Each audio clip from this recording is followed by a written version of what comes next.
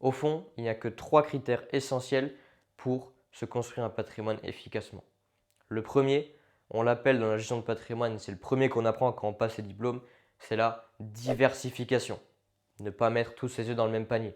Moi, je rajoute souvent qu'il ne faut pas mettre tous ses paniers sur le même vélo. Dans une précédente vidéo, j'avais pris l'image de la construction d'une maison pour expliquer tout ça. Je vais revenir dessus. Si tu veux que ta maison elle tienne debout, il va falloir utiliser différents matériaux. Ferraille, béton, bois, carrelage, etc. S'il manque un élément, il manque un matériau, il se peut que ta maison elle se casse la figure ou qu'elle ne tienne pas dans le temps. Dans le patrimoine, c'est la même chose.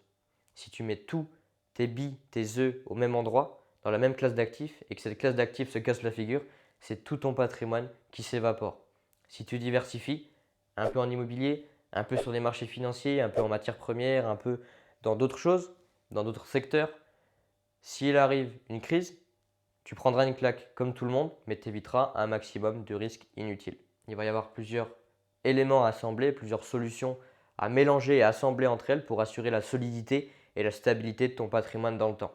En 2008, pendant la crise des subprimes, si tu étais uniquement investi sur les marchés financiers, tout ton patrimoine se serait évaporé. Si tu avais diversifié un peu, donc mis comme je viens de le dire en immobilier, en matières premières, sur les marchés financiers, etc., tu aurais pris une claque, mais tu aurais évité le pire. Donc moi, mon objectif, mon rôle, ça va être de t'apprendre ce qu'est la diversification, d'accord? De te mettre en place un patrimoine qui est diversifié et te donner des conseils, comme je viens de le dire, pour avoir une diversification qui est importante, ce qui évitera un maximum de risques inutiles. Donc diversification, chose très importante dans un patrimoine. Le deuxième critère essentiel, ta maison, une fois qu'elle est construite, tu vas devoir la protéger. Donc tu vas mettre un toit, une porte, des volets pour la protéger contre le vent, la pluie, la neige et tous les éléments qui peuvent venir attaquer ton bien. D'accord? Dans le patrimoine, c'est la même chose.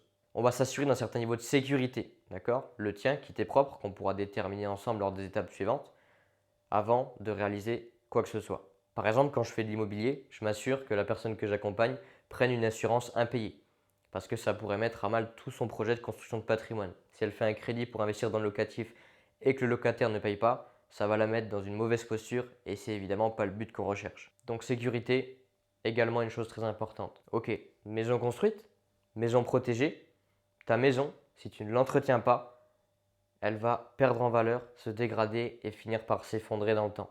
C'est la même chose pour le patrimoine. Si tu n'es pas accompagné, ton patrimoine, en fait, il risque de ne plus être en adéquation avec toi, avec ce que tu veux, avec tes objectifs, ta situation économique, ta situation financière. Donc s'il n'est plus en adéquation avec ce que tu veux, il va perdre en valeur. Donc voilà mon rôle et comment je travaille. Maintenant, j'ai une question pour toi. Est-ce que tout ce que je viens de t'expliquer a été clair? Est-ce que c'est cohérent? Est-ce que tu as compris? Est-ce qu'il y a des choses sur lesquelles tu aimerais que je revienne?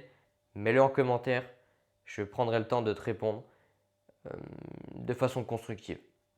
Abonne-toi, partage cette vidéo et je te dis à la prochaine pour un peu plus de pédagogie.